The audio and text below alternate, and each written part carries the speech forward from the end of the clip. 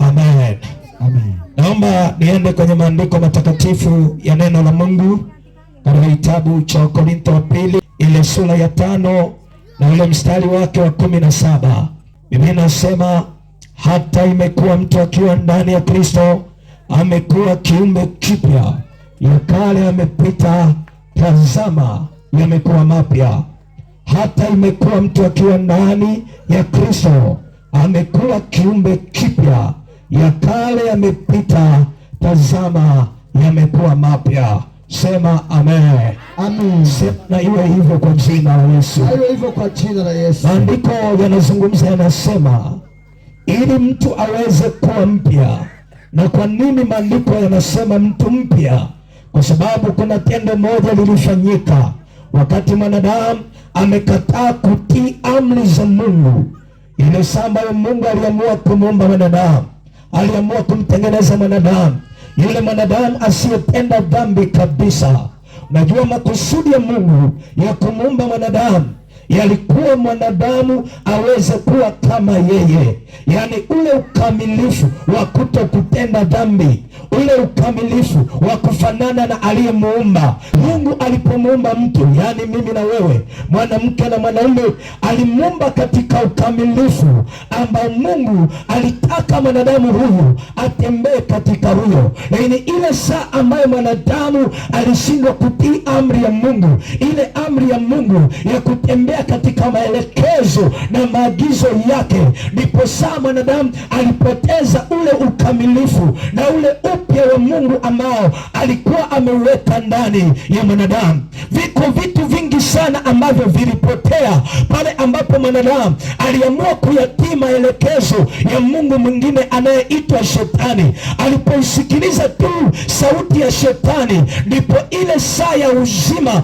wa milele uliokuwa umewekwa ndani yake ukapotea. Ndio maana liko tendo moja ambalo Mungu alilifanya, na hata sisi tunalifurahia hivi sasa. Kwa upendo wake akaamua kumtoa mwanawe pekee, ili kila anayemwamini asipotee, bali awe na uzima wa milele. Sema amen kwa jina la Yesu. Sema amen kwa jina la Yesu. Yaani ndugu zangu, watu wa Kibumba, Yesu Kristo anazungumza pamoja na ninyi, anazungumza pamoja na mimi, ya kwamba iko njia ambayo mwanadamu anaweza kaiona, ya kwamba anaweza kupita kuelekea kule anakosema anatakiwa kwenda. Na inataka nikwambie, njia peke yake iliyothibitishwa na iliyohakikishwa na mbingu ni kupitia njia ya Yesu Kristo wa Nazareti aliye hai. Ndio maana nyakati zote na siachi kusema hata sasa ya kwamba kupitia Yesu hata kile ambacho Shetani alikifanya kwetu kabla hatujaamini, kama maandiko yanavyosema, ikiwa mtu amekuwa ndani ya Kristo, amekuwa ndani ya Kristo. Hasemi amekuwa ndani ya dini, hasemi amekuwa ndani ya dhehebu, hasemi amekuwa ndani ya jengo linaloitwa kanisa. Anasema amekuwa ndani ya Yesu Kristo, amekuwa kiumbe kipya, ya kale yanapita, ya zamani yanapita. Ndio maana mwimbaji ameimba ya kwamba tunapokuwa ndani ya Kristo hatuyakumbuki tena ya zamani, maana ya zamani yanapita. Yale tuliyoyatenda kabla hatujaingia ndani yake yanapita, na sasa yanakuwa mapya. Tunakuwa na maisha mapya katika yeye. Hata Shetani hana nguvu tena, maana tumekuwa ndani ya mwenye nguvu kuliko yeye. Yuko mwenye nguvu, ninamtambulisha kwako, aliye na nguvu kuliko Shetani, aliye na nguvu kuliko mizimu ya Kibumba. Wewe nikwambie, ninajua ziko roho za mauti Kibumba, ninajua wako machifu Kibumba, lakini saa ninaposimama kumtaja Yesu Kristo, hata machifu wamelala, wanasema tumruhusu mwanaume Yesu atawale Kibumba, maana ameingia mwenye nguvu kuliko wao, ameingia mwenye nguvu kuliko mapepo, kuliko roho za mauti, kuliko roho za mizimu, kuliko uchawi, kuliko uganga. Sikiliza nikwambie, yuko mtu anaitwa Yesu. Amen. Huyu Yesu kimkubali akaingia ndani yako, unakuwa kiumbe kipya. Amen. Unakuwa kiumbe kipya. Ndio. Unakuwa kiumbe kipya. Unakuwa kiumbe kipya. Nisikilize nikwambie, utasema mtumishi wa Mungu, kwani ninakuwa mpya? Zamani nilikuwaje? Hebu tusome maandiko katika kitabu cha Efeso sura ya pili. Amen. Efeso sura ya pili na mstari wa kwanza. Efeso sura ya pili mstari wa kwanza. Ndio. Nanyi mlikuwa wafu kwa sababu ya makosa ya dhambi zenu. Nasi tulikuwa wafu kwa sababu ya makosa na dhambi zenu, ambazo mliziendea zamani kwa kuifuata kawaida ya ulimwengu. Ndio. Huu. Ndio. Na kwa kumfuata mfalme wa uweza wa anga, roho yule atendaye kazi sasa katika wana wa kuasi. Ndio. Ambao zamani sisi sote nasi tulienenda katikati yao. Ndio. Katika tamaa za miili yetu. Ndio. Tulipoyatimiza mapenzi ya mwili na ya nia. Tukawa kwa tabia yetu watoto wa hasira kama na hao wengine. Ndio. Lakini Mungu kwa kuwa ni mwingi wa rehema. Ndio. Kwa mapenzi yake makuu aliyotupenda. Ndio. Hata wakati ule tulipokuwa wafu kwa sababu ya makosa yetu. Ndio. Alituhuisha pamoja na Kristo. Yaani tumeokolewa kwa neema. Akatufufua pamoja naye. Ndio. Akatuketisha pamoja naye katika ulimwengu wa roho katika Kristo Yesu. Amen. Maandiko yanasema, nanyi mlikuwa wafu kwa sababu ya makosa na dhambi zenu. Ndugu zangu, ile saa unapotenda dhambi, ile saa unapotembea kinyume cha mapenzi ya Mungu, unahesabika kuwa mtu aliyekufa, unahesabika kuwa mtu mfu mbele za Bwana. Jambo hili lilitokea hata wakati wa Adamu na Eva pale Edeni, ile saa ambayo walitembea kinyume cha mapenzi ya Bwana, kwa sababu Mungu alitengeneza bustani, akawapa masharti, akawaambia ya kwamba mti huu mwaweza kula, lakini huu msile matunda yake, maana mtakufa. Unajua, ngoja nikwambie, Adamu na Eva huenda hawakuelewa yale ambayo Mungu alikuwa anamaanisha, ingawa walipokula tunda walijiona ya kwamba hawajafa, lakini jambo la kwanza au tendo la kwanza la kufa linalotokea kwa mwanadamu ni pale anapotenda dhambi. Sema amen. Mwanadamu anapotenda dhambi anakuwa amehesabika kuwa amekufa mbele za Bwana. Kwa nini?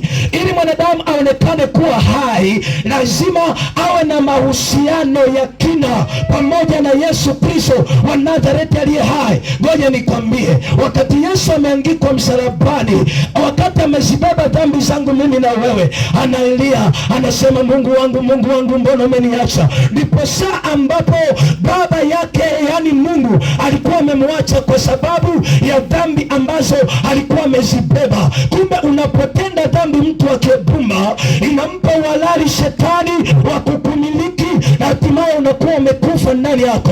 Mara nyingi huwa ninasema kuna makaburi mengi sana yanayotembea, yani si kila mwanadamu unayemuona ni mwanadamu, kwa sababu ili awe mwanadamu kamili anatakiwa kuwa na mahusiano na Mungu wake wa mbinguni. Adamu na Eva walipotenda dhambi walihesabika kuwa wamekufa, kama jinsi ambavyo mwanadamu wewe unapotenda dhambi unahesabika kuwa umekufa. Maandiko yanaendelea, yanazungumza, yanasema, nanyi mlikuwa wafu kwa sababu ya makosa na dhambi zenu ambazo mliziendea zamani kwa kuifuata kawaida ya ulimwengu huu. Ina maana kumbe dhambi ni nini?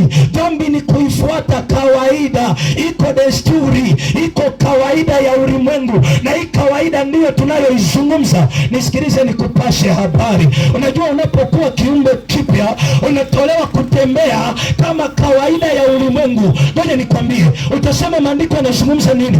Yanapozungumza kawaida, yanamaanisha kwamba dunia hii, ulimwengu huu unaouona, una Mungu wake, una roho yake. Huyu Mungu anaimiliki dunia, ana kawaida yake, ana watu wake ambao kuna namna wanatembea, ambayo kuna namna wanaenenda, ambayo kuna namna wanaongea. Ndio maana tulipokuwa ndani ya Yesu, hata kutembea kwetu kulibadilika, hata kuongea kwetu kulibadilika, hata kulala kwetu kulibadilika, hata kuimba kwetu kulibadilika. Kwa nini? Tumetolewa kutoka kwenye kawaida ya ulimwengu, tumepelekwa katika kawaida ya mbinguni.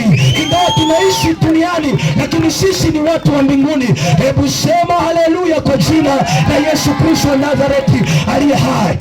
Ndio maana Paulo anazungumza, anasema tusifuatishe kawaida ya dunia, tusifuatishe namna ya dunia. Mpendo wangu, acha nikwambie kitu, acha nikwambie kitu. Hii dunia unayoiona ilipoharibika, ikapoteza sifa yake ya utakatifu ambao Bwana alikuwa ameiumbia, ikaingia mikononi mwa Shetani, na tangu hapo Shetani anaiongoza dunia hii. Mambo mengi yamekwisha haribiwa, vitu vingi vimekwisha haribiwa, mifumo mingi imekwisha haribiwa, kwa sababu yuko Mungu anayeongoza dunia hii. Ndio maana sisi tuliomwamini Kristo hatuigi mwanadamu, hatumuigi askofu, hatumuigi mchungaji, tunatembea kwa kumfuata Yesu peke yake. Yeye ndiye mfano wa wokovu. Hatusemi ya kwamba mbona mama mchungaji anafanya, mbona askofu anafanya, mbona mtu fulani anafanya. Yeye afanye asifanye,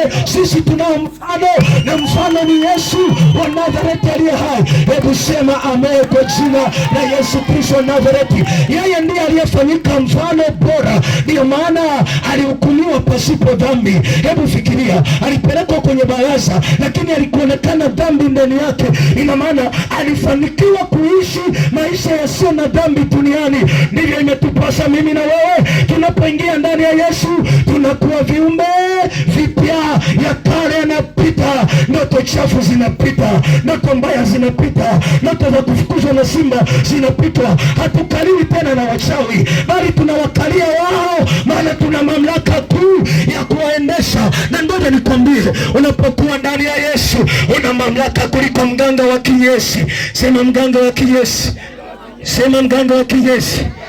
Inasema mganga wa kinyesi kwa sababu sio mganga wa kienyeji. Acha kumpandisha hadhi, wala hana sifa ya kuwa mganga, kwa sababu anawalisha watu vinyesi, anawalisha watu chafu. Lakini yuko mganga mkuu, daktari wa madaktari, aliye Yesu wa Nazareti aliye hai. Nataka nikwambie, ukiwa ndani ya Yesu, kansa tupa kule. Ukiwa ndani ya Yesu, kutokuzaa tupa kule.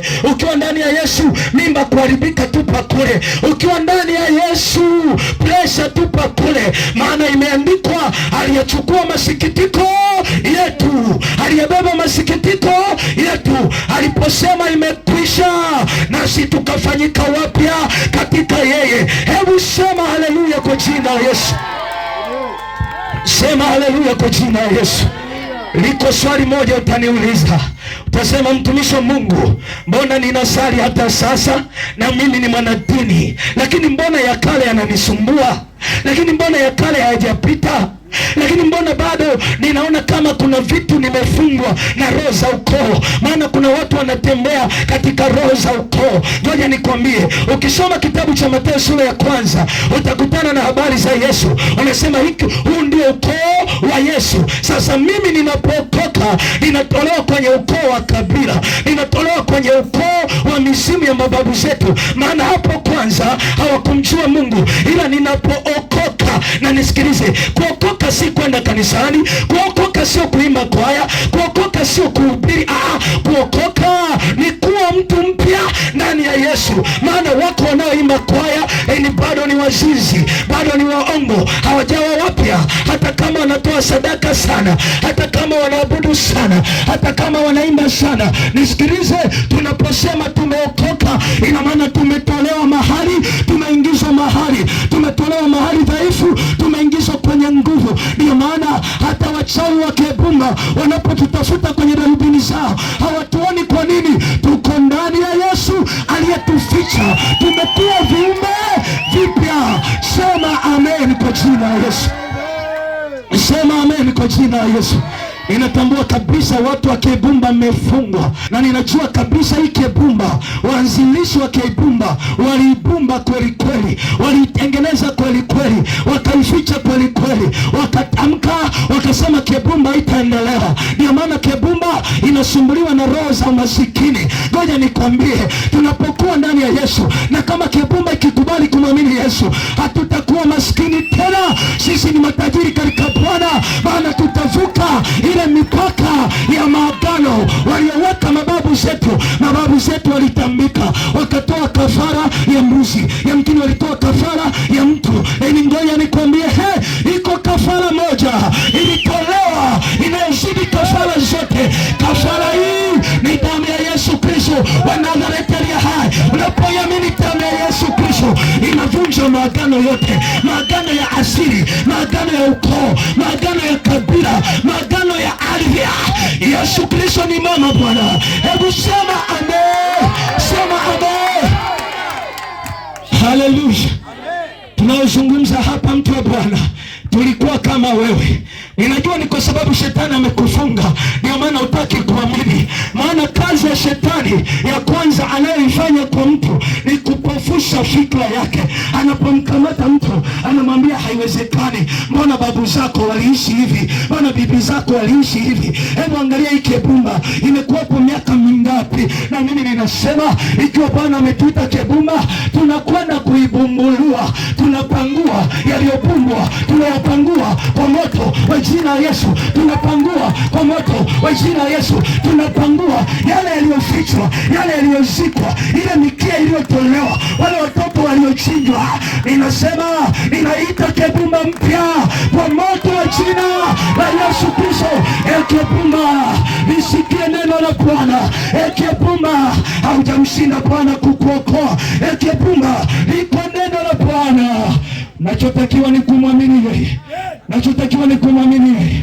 Nisikilizeni wazee wa mji, nisikilizeni wazee wa mji.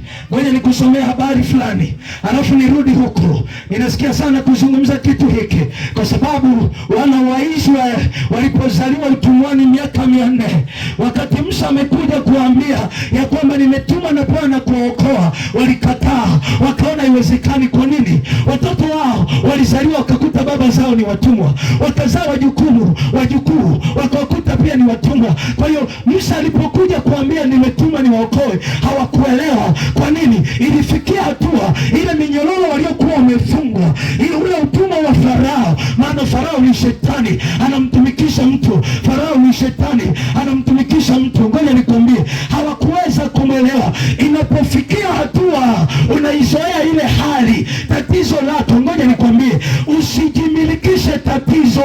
Tatizo yuko anayeweza. Anasema yasiyowezekana kwa wanadamu, kwa Mungu yanafanya nini? Yanawezekana. Na mimi ninasema yaliyoshindikana Kebumba yanawezekana leo, yanawezekana leo, yanawezekana leo, yanawezekana leo, yanawezekana. Ninasema yanawezekana. Hakuna tambiko, hakuna zindiko, hakuna kafara inayozidi kafara ya mwanaume Yesu. Hii ni kafara bora kuliko kafara zozote. Haleluya, haleluya, haleluya, haleluya. Hii ndio habari njema inayookoa, habari njema inayomfanya mtu kuwa mpya. Watu wa Bwana, yamkini mnaweza msituelewe, mkasema watumishi hawa wanatutukana, watumishi hawa wanazungumza mambo yetu. Nisikilize nikwambie, sisi hatujaitwa kuwafanya watu wawe waabudu Jumapili, hatujaitwa kuwafanya watu wawe wana dini fulani. Ndio maana hujasikia tunajitambulisha sisi ni dhehebu fulani. Tumeitwa kuwafanya watu wawe wa Kristo, wawe wa Yesu, wamwelekee Bwana, wamtii Bwana wao. Hiyo ndio kazi ya mhubiri wa Injili. Mhubiri wa Injili anaye aliyemtuma, ambaye ni Yesu Kristo wa Nazareti aliye hai. Watu wa Kebumba hatuhubiri dini, maana dini haisaidii, dhehebu halisaidii, wala paroko hasaidii. Yuko mmoja anayesaidia, anaitwa Yesu Kristo. Nimemleta Yesu akusaidie, nimemleta Yesu akusaidie. Sema haleluya kwa jina la Yesu. Sema amen. Hebu niangalie kitabu cha Ezekieli sura ya 11, alafu nitarudi huku nikueleze kwa nini bado unasali. Yamkini hata wewe uko hapa, uko na sisi, lakini ya kale hayajapita.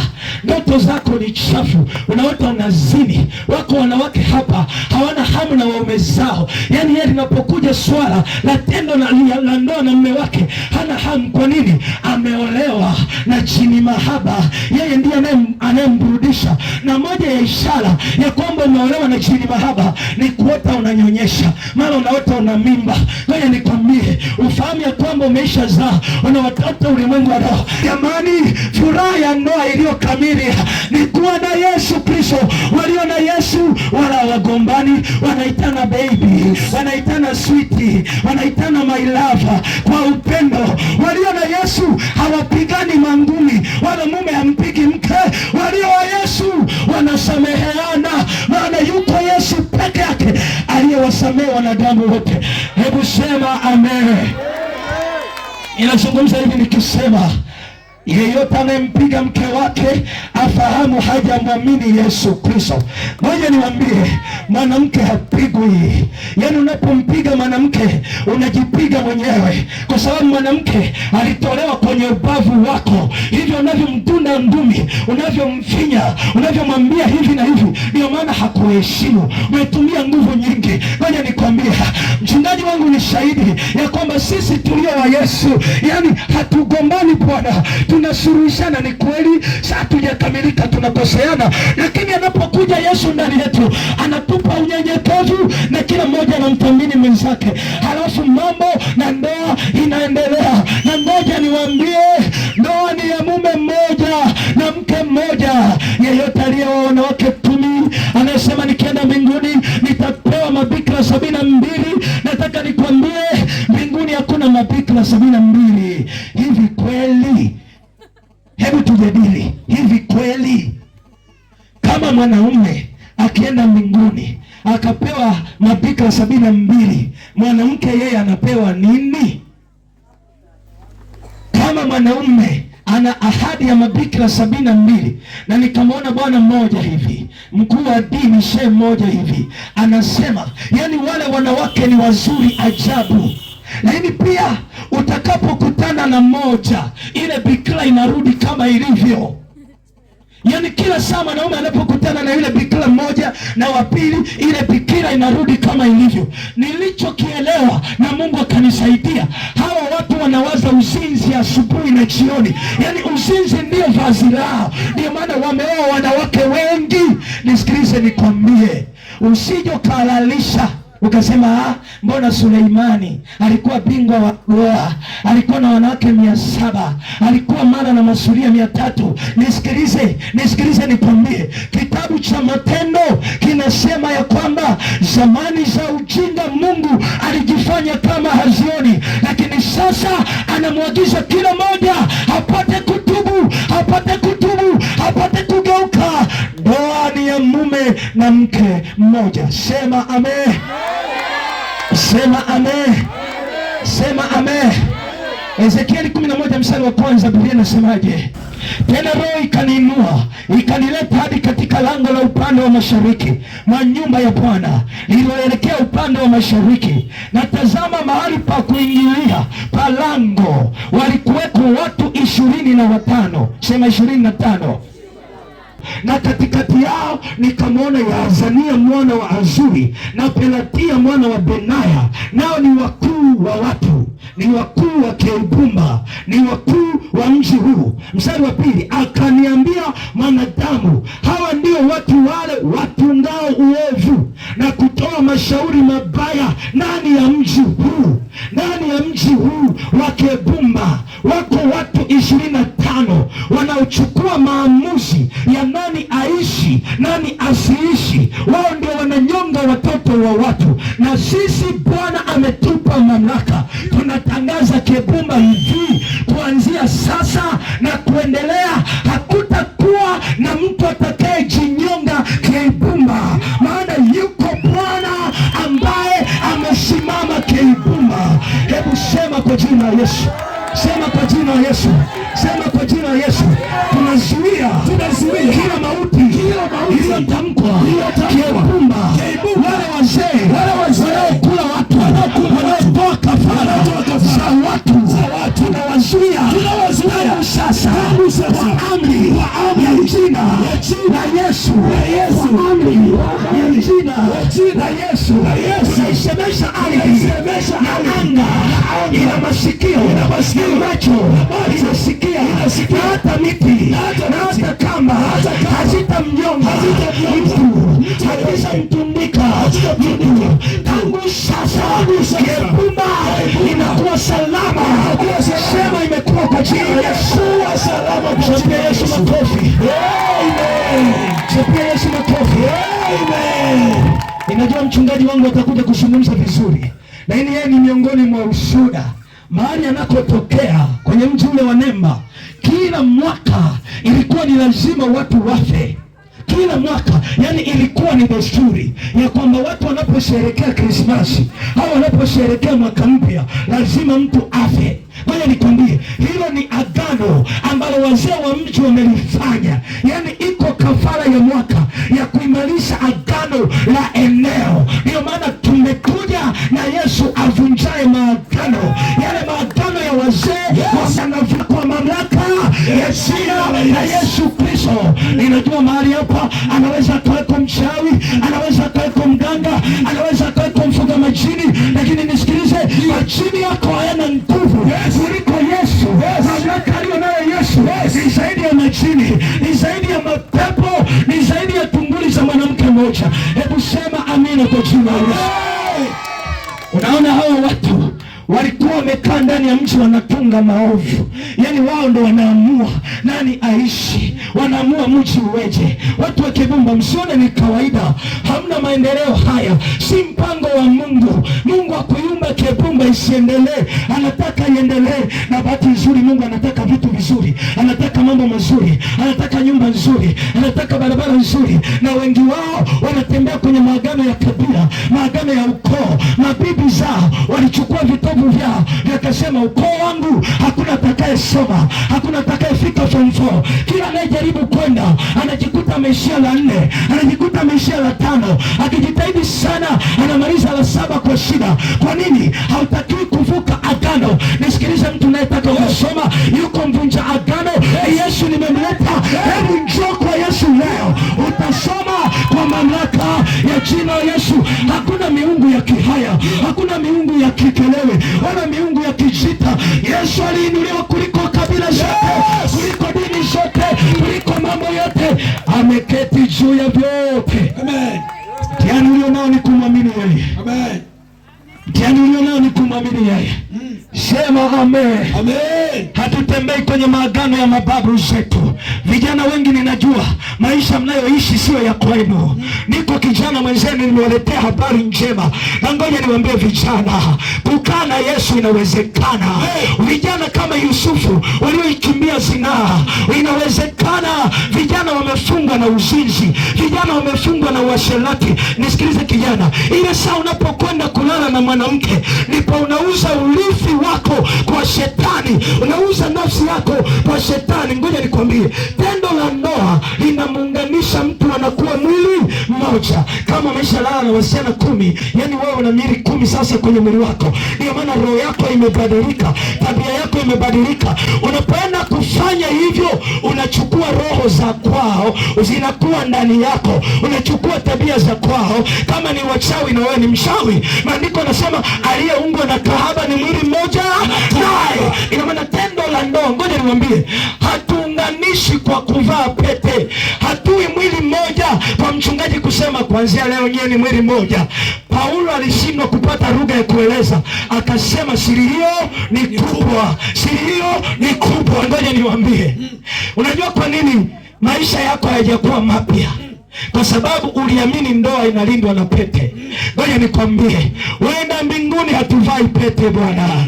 Sisi hatuvai pete kwa sababu hiyo ni miungu ya kigeni, imetengenezwa na shetani. Ndio maana kila kunapokucha migogoro, mnafarakana, mnagombana. Sasa kwa nini hiyo pete haijafanya ndoa yenu iwe salama? Amen. Kwa nini?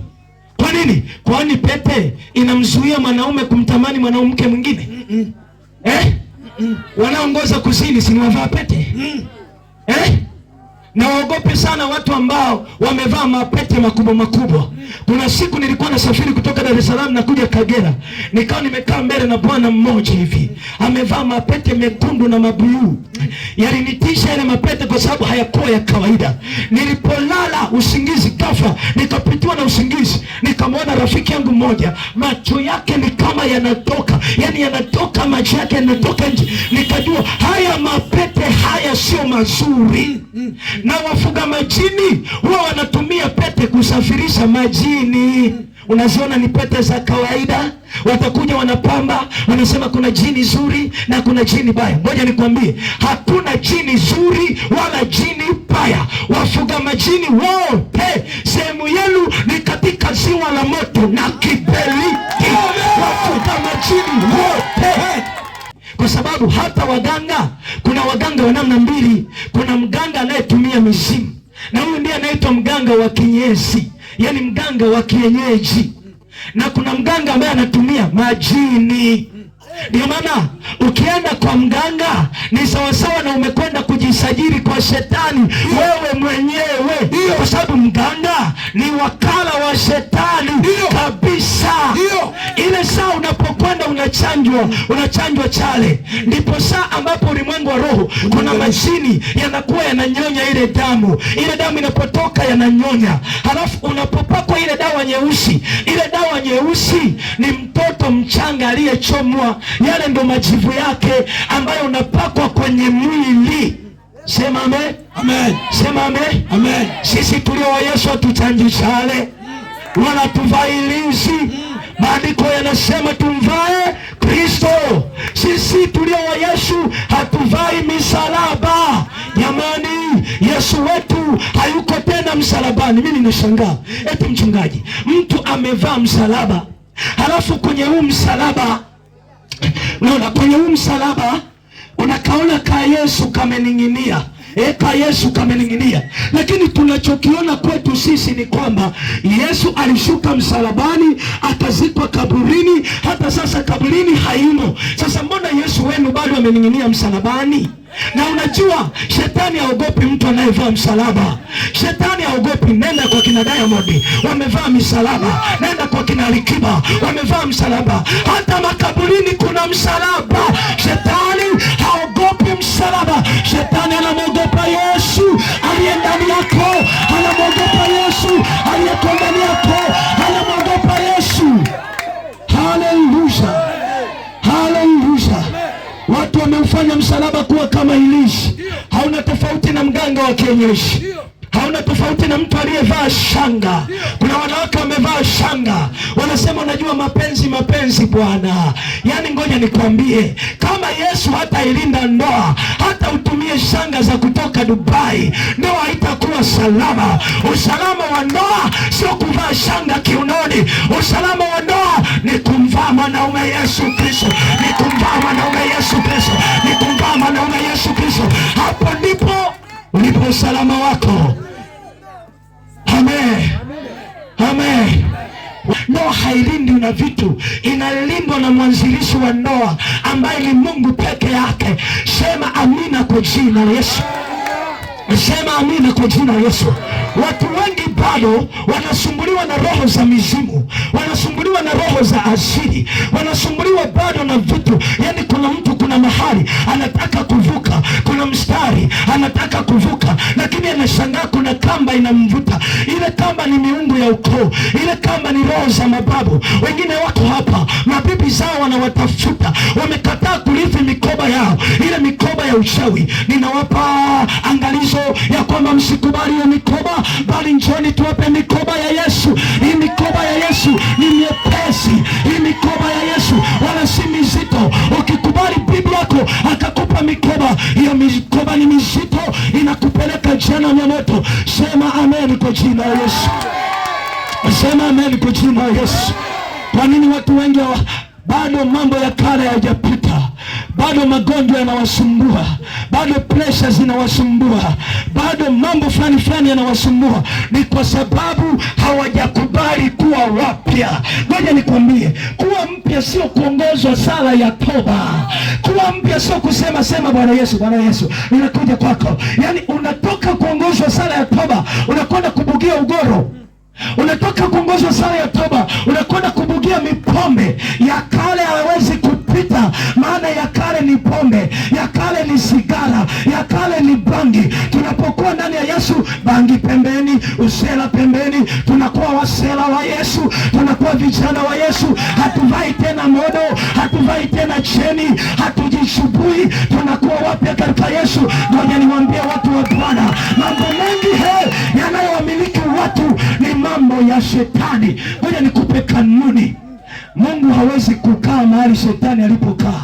Mungu hawezi kukaa mahali ambapo shetani amekaa, kwa sababu Mungu ni Mungu na shetani ni shetani, na kila mmoja ana ufalme wake, ana katiba zake, ana kanuni zake, ana desturi yake. Ngoja nikwambie Bwana, ngoja nikueleze Bwana, yako mambo ukiyaondoa kwenye mwili wako, ukayaacha kwenye maisha yako, shida inakuwa wapi? Shida ni kuacha. Ngoja nikwambie, kuwa mtu mpya ni maamuzi binafsi ambayo hayahitaji ushauri wa balozi au mwenyekiti au baba mkwe. Ni swala la kuamua ya kwamba ninakwenda, sitarudi nyuma, ninataka kuwa mpya. Unamfuata Yesu kama ulipo. Tunapokuwa ndani ya Yesu hatugeuki nyuma, sisi tunapiga hatua mbele kama wanajeshi. Hatua mbele, 1 2 3, ninamfuata Yesu, ninakuwa mpya. Ya kale yanapita, yanakuwa mapya. Sema amen kwa jina la Yesu. Sema amen kwa jina la Yesu. Walio ndani ya Yesu hawageuki nyuma kuona dunia imebadilikaje, inafanyaje, teknolojia inakuaje. Tunaridhika na teknolojia ya Yesu Kristo wa Nazareti aliye hai. Inasema kila tiaye mkono wake kulima alafu akageuka nyuma, huyo hamstahili nani? Huyo hamstahili nani? Mwimbaji amemaliza, anasema unapokuwa ndani ya Yesu usiyakumbuke ya unapoyakumbuka ya nyuma, yanampa mamlaka shetani ya kukufunga. Na bahati mbaya usiolijua au bahati nzuri usichokijua, Yesu anapokupokea hakumbuki tena ya nyuma, anaanza historia moja na wewe. Hata kama ulizini mara 1000, anasema yeye anawasamehe maelfu waliomkosea. Hakuna dhambi ambayo Bwana haisamehe. Yamkini padri wako alikwambia, yule bwanangu siwezi nikakusamehe. Ngoja nikwambie, hakuna mtu anayesamehe mwanadamu. Anayemsamehe mwanadamu ni Yesu peke yake, ni Yesu peke yake. Yeye ndiye aliyethibitishwa na mbingu ili aweze kuwasamehe wanadamu. Kama ulienda kwa kiongozi wako wa dini ukamweleza makosa yako, alafu akakwambia enenda na amani ya Bwana, nataka nikwambie, Biblia inasema hapana amani kwa wabaya, hakuna amani kwa waovu. Hayo maovu yako bado yapo, yanakukodolea mimacho kodo. Nenda katubu, mwamini Yesu. Yeye ndiye mwenye uweza wa kufuta maovu, yani mamlaka ya kufuta dhambi iko ndani ya Yesu. Haiko ndani ya Bikira Maria, haiko ndani ya mtu, iko ndani ya mwanaume mmoja anayeitwa Yesu wa Nazareti. Sema haleluya kwa jina la Yesu. Sema haleluya kwa jina la Yesu. Ya kale yanashindwa kupita ndani yako kwa sababu chakula cha kumfunga mtu ni dhambi. Shetani anayetumia mambo ya kale. Tunapotoka hatulewi kidogo, hatusemi kunywa kidogo, usilewe. Hizo ni kauli za wapagani, watu ambao hawajaamua kuwa na Yesu ndani yao. Nisikilize nikwambie, yako mambo ukikubali kuyaondoa katika maisha yako, kuna vitu au kuna changamoto, kuna magonjwa, kuna tabia zitaondoka. Kwa nini hazijaondoka? Kwa sababu ya kale bado yako ndani. Yani umekwenda kanisani kidini tu, umekwenda kanisani kama desturi tu, lakini Yesu hajaingia ndani yako. Chakula cha mapepo ni dhambi, chakula cha majini ni dhambi. Inapokuwepo dhambi ndani ya mtu, nataka nikwambie, uhalali wa Mungu kukulinda unaondoka. Uhalali wa Mungu kuwa pamoja na wewe unaondoka. Nisikilize nikwambie, ni sawasawa na nzi na kinyesi. Kama mtoto akijisaidia hapo, hata uchukue bunduki uanze kumlenga nzi mmoja mmoja, nzi hataweza kukimbia kwa sababu chakula chake ni kinyesi. Ili hao nzi waweze kuondoka, ondoa hicho kinyesi hapo, hao nzi wataondoka. Ndivyo ilivyo hata kwa Mungu. Kama unataka kwa Yesu, ondoa mawigi juu yako, maana mawigi ni chakula cha Shetani. Kama unataka kuwa na Yesu, ondoa modo juu yako. Watoto wa Bwana tunavaa kama Yesu, watoto wa Bwana tunaonekana kama Yesu, watoto wa Bwana wala hawasuki wala hawaweki rasta, watoto wa Bwana hawachubui ngozi zao. Wanawake wengi wa Kibumba, sura walizo nazo ni tofauti na miguu yao. Kwa nini? Wamebadilisha. Yani unakuta mtu ni mweupe usoni, ila mwangalie kalio na miguu ni nyeusi ti kama chungu cha bibi. Unashangaa Mungu alimbaje mtu wa jinsi hii? Nisikilize, watu wa jinsi hiyo hawawezi kumrithi Bwana, hawawezi kurithi ufalme wa Mungu. Wale wanaoenda kwa Bwana, wanaojulikana kama watoto wa Bwana, wamelizika na sura zao za chunusi, wamelizika na weusi wao, wameridhishika na umbo lao namba moja. Wanawake leo wanatafuta umbo namba 8 kwa nguvu. Wameenda kwa Mchina, wamefanya upasuaji, wana makalio feki, wana makalio bandia, wana hipsi bandia, wana vitu bandia, wana sura bandia. Moja nikueleze ya kwamba kitu bandia hakiwezi kikaurithi ufalme wa Bwana. Kinachorithi ufalme wa Bwana ni wewe original, wewe original, wewe original, wewe original. Ngoja nikwambie mtu wa Bwana, chochote ambacho haujadhaliwa nacho hakifai kuwa kwenye mwili wako. Utasema mtumishi, sasa nimeelewa, unamaanisha tutembee uchi. Nisikilize, mavazi yapo kwa sababu ya dhambi. Kabla ya dhambi mwanadamu alikuwa uchi na hakujua ya kwamba yuko uchi. Ina maana kilichotufanya tuvae hata sasa, hatujavaa kama maonyesho, tumevaa ili kusitiri uchi wetu kwa sababu ya dhambi. Na Mungu ndiye mwanzilishi wa mavazi. Wakati Adamu na Eva wametenda dhambi, wakajiona wako uchi, wakaanza kuona aibu na kujificha. Wakaenda kwenye migomba, wakachuma migomba, wakaweka hapa, wakaweka hapa, wakaweka hapa, alafu wakaenda kujificha kichakani. Alafu Mungu alipokuja anamuuliza Adamu, uko wapi? Anasema niko huku. Wewe umefanya kila ambacho nimekukataza. Anasema ni huyo mwanamke. Ngoja nikwambie, ilimgharimu Mungu kuua mnyama. Nisikilize, kanuni ya mavazi inatoka kwa Mungu, kwa sababu kama Mungu angeliwaacha Adamu na mavazi yao, basi leo mwanadamu angeruhusiwa kuvaa anavyotaka. Lakini Mungu alimwona kwamba Adamu hajajisitiri, akaamua kumtengenezea mavazi yanayomstiri. Ndio maana hata historia inaonyesha wazee wetu hawa, hii mipasuo na hizi siketi na hizi modo na haya manguo ya ajabu ajabu yamekuja hivi karibuni, lakini zamani hayakuwepo. Hiyo ni ishara ya kwamba tulikotoka watu walikuwa wanavaa kwa adabu, walikuwa wanajisitiri. Bwana Yesu asifiwe. Nilizungumza hata juzi, mambo haya mtu wa Mungu ninayokuambia ndiyo yanafanya ya kale yasipite. Tunapozungumza haya, hatuzungumzi mavazi tu, tunazungumza hata tabia za ndani zisizoonekana.